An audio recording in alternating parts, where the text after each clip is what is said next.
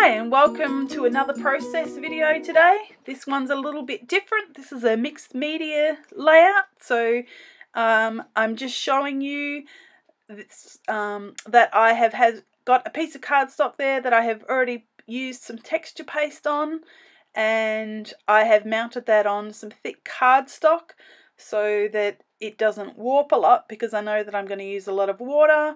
I'm showing you some bits and pieces that I've collected. A lot of it doesn't make it onto the layout. Well, the majority of it doesn't make it on.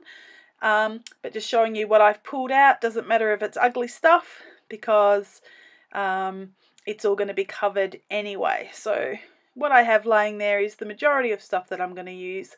So here I go, filling my container with some PVA glue, and that's what I'm going to use today. So just showing you, thumbs down to that green flourish there. That was a part of a prize pool that I had won, and I would never use it on a layout, don't like it, but for this process here it's going to be perfect, because the majority of it's going to get covered in gesso and you're not going to see it anyway. So it's just going to add a little bit of dimension to my page, and it's perfect for that. So that photo that I just showed you are friends of ours, and it's their family, gorgeous family and beautiful photo. So I thought I would make this for Nat's birthday, and yeah, I've always wanted to have play with a mixed media one using lots of dimension and covering it all with the gesso. So I thought this was the time to do it. So I'm just laying some bits and pieces down there, planning it out, where I'm thinking that I might like to add some elements, and some of it get moved off. They don't really fit, and some of it I keep. So I've just added a brad there. It was a little bit hard to secure on the back, seeing though I have got a big piece of chipboard stuck on the back. It was a little bit thicker to work with. So I've actually picked out a lot of elements that I will probably never use on a layout, because it's elements that I don't actually like the colour of. But we're not going to see the colour, so at the moment it looks really gross and very gaudy with all that colour, but you won't see any of that in the end. So just filling up the space there. What my intention is at this point in time is that I'm wanting to make it look like or represent the water. So the photo is of them at the beach, and so what I wanted to do was represent the water and sand, waves, and just splashes. So I think I did a pretty good job of interpreting that in the end. So I've just pulled out my PVA glue, and this is the fiddly bit where I literally just go through, lay some glue down and press the buttons in place. So to not bore you with all of that, I have forwarded that along a little bit, and you can see that I have made a progression with the buttons along to the right hand side, and I'm planning to put the picture right there in the middle at the bottom. And now I'm showing you the gesso. So I've got 3 different sorts of gesso that I've collected over the years. This one here, the first lot, was from an art store, and it was really, really thick, and it actually was really hard to put it on to the buttons. Like, it looked really thick and not very nice. So the next one I tried, it was still a little bit thick, and the Josonias, I got my son, he had to come and open the jar for me because it was really done tight, but it was a beautiful one. It was much more fluid, and I was able to work with that. So here I am, I've covered all of the buttons, and I'm covering the majority of the rest of the page. I've gone over the texture paste elements, and I'm just drying that up, and I probably needed to do about 2 or 3 coats before the buttons, I couldn't see the colour of the buttons anymore. So here I have got some little flowers, and they are from, let's have a look, Manor House, and I have covered them in gesso too. So I'm just giving you a close-up there of what it looks like, the texture and all of the buttons. And so I'm ready to add some colouring. So I'm showing you there a few of the colours that I've chosen. And I start with a plastic bag, and just a plastic bag that I had the packaging. Some of the the flowers I think were in this plastic bag. Bit of a squirt of water, and I'm patting it down onto the page. I don't necessarily want it to look perfect. I just want to get a few different shades of blue and green onto the page. So I just had a little bit of a spray then and added some water, and now I'm just adding some splashes and drying it up. So from here the process is just laying more colours down, more colours, until I'm happy with it. So I actually pull out my supply of let me just have a look. I'm going to scoot back and I'm going to keep talking. Alright, so I have got my supply, there you go, of Dr. Phil Martin's Bombay India ink. So these India inks come in little bottles. They are fantastic. They dry permanently, so they are very pigmented, and once you add colour on top, the colour doesn't move. Whereas the Tattered Angels and the Dilutions, once you add water to them, you actually reactivate the spray and everything starts to move and can meld together. So the India inks don't, so they're permanent once they're dried, and you can continue to add colour onto the top. So what I've done there is I've got a little paint palette, and all I do is use a paintbrush and I dip it into the bottle and put a little bit into the paint palette, and because it's so pigmented with colour, I just squirt a couple of sprays of water into the palette, and it thins it right down, and I'm able then to just apply it where I want. And to give it more of a fluid look on the page, I actually squirt the page with water as well. So I paint a little bit on, and then you'll see me pick up the bottle and I actually squirt the page. And so this process is just continually building up the colour onto the page, spraying with water and letting some natural drips and spots and movement happen on the page, and then if I let it dry it will stay like that. So lots of fiddling here at the moment, but lots of fun too, and just building up where I want to build up and adding some more colour. So I think I've got a blue and an aqua and a yellow. So just drying all of that up.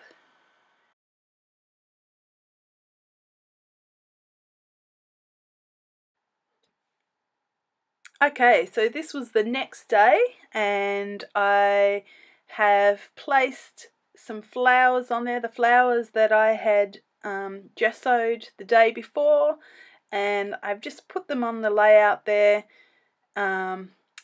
where I think that I would like them to go. So it's pretty much, it's going to be from here, it's pretty much the same, not much has changed from yesterday. I'm going to add a little bit more colour, I think, and in certain spots, and I have found a little chipboard title there that says family, the word there, so I'm going to colour that up, and I am going to finish off the finishing touches. So just, I've put the photo there on foam adhesive, and I couldn't find my favourite one, so I found that one, and it's a little bit weird to use. It's a little bit soft and squishy, but it will work. So it just gives a little bit of dimension to that page and allows that to stand off the page a little bit more. So I've pulled out my hot glue gun. Instead of using the PVA glue, dries a little bit quicker, and I've decided that I need to have something up the top. So I'm going to stick down some of those buttons. So the other day I stuck the buttons on with the PVA glue. This time I've stuck them down with the hot glue gun, and it doesn't take as long for it to dry, and had to be careful that I wasn't burning my fingers, but it all worked. So I hit it with a bit of a glue gun, the heat gun, and dried that off, and there you go. You can see me, I'm adding the gesso on top and adding it to the chipboard title as well. So I dried the gesso up, had to do a few colours of the gesso on top of the buttons, and as I hit it with the heat gun, I made the gesso bubble and it moved off. So it took a few goes till I got that right. So here are a couple of the little flowers, and I'm just showing you how I painted them. So I just used, like I did yesterday, squirted it a little bit into my little palette, and I literally just put 2 colours onto the little rosettes, and then when they have dried, I just hot glue them into the layout. So there I am, doing the same as I did the day before, adding some colour onto the plastic, and I got it all over my mat, but that's okay. I just use the plastic to pick it up and just wipe it off so that I don't accidentally stick my fingers into it. And I build up the colours with my Indian ink, or my India ink I should say. So just adding the same colours as I did yesterday, and in the end, I think actually there you saw a little hand there. My daughter was talking about the page and what she liked about it, and giving me some instruction, as teenagers love to do. So there you go, you can see more of a shot of what I'm actually doing there, laying the colour down and then squirting it with water to allow the natural movement of the colour and water to happen. Lots of fun. It's not too messy. The mess is contained to the matted area, so it doesn't get everywhere. It's not like the sprays where they're a little bit unpredictable.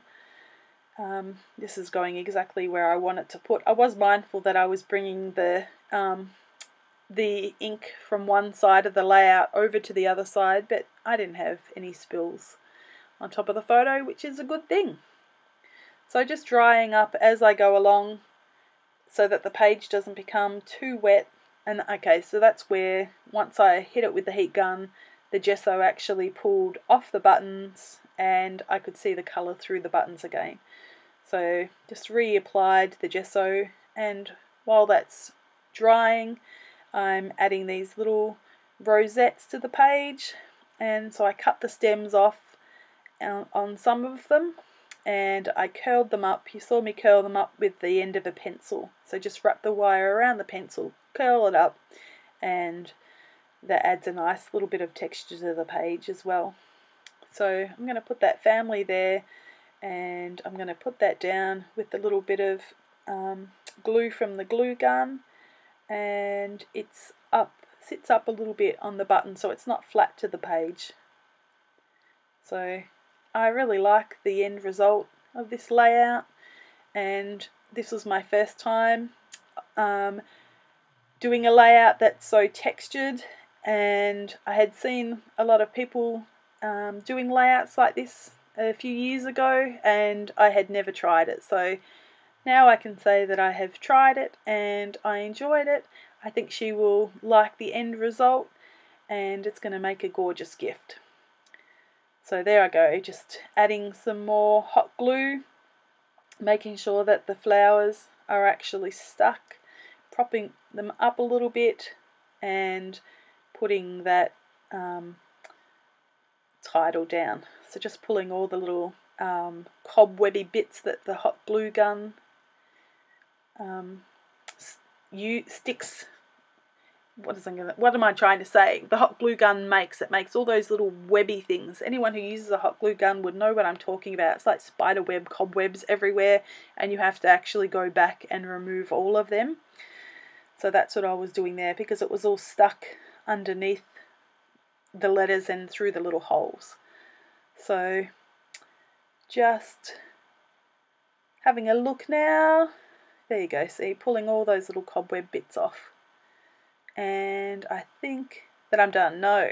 Okay, so what I did was I grabbed some Pearl Glimmer Mist. So it's actually colourless, but has the beautiful glimmer all the way through it. And I actually, off camera, sprayed the page, and now I'm just going through with my paintbrush, dipping it straight into the bottle, and I'm adding some more sheen to the page.